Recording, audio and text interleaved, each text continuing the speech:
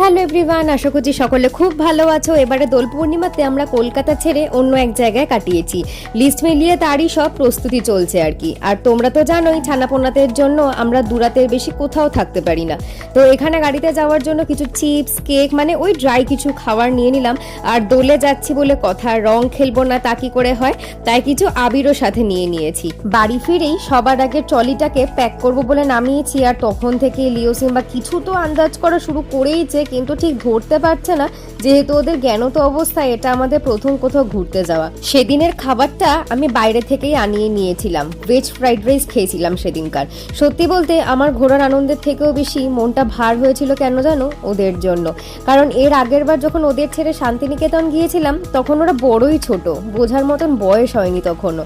তো যাই হোক, এদিকে আমার ট্রলিও রেডি হয়ে গেছে আর আমি স্নান সেরে রেডি হয়ে চলে গিয়েছিলাম ঠাকুর ঘরে। যেহেতু আমাদের একদম ভোরে, মানে ওই ধরে রাখো 3:30 পৌনে 4টের দিকে বেরোনোর ছিল, সেই জন্য ঘুম আর হয়নি। এবারে আমি গোপাল সোনাদেরকে সাথে করে নিয়ে যাচ্ছি না। আর আমার যেহেতু কেউ দেখার নেই, তাই ঠাকুর মশাইকে জিজ্ঞাসা করে জল খাবারের ব্যবস্থাটা দুদিনের জন্য আমি করে রেখেছিলাম।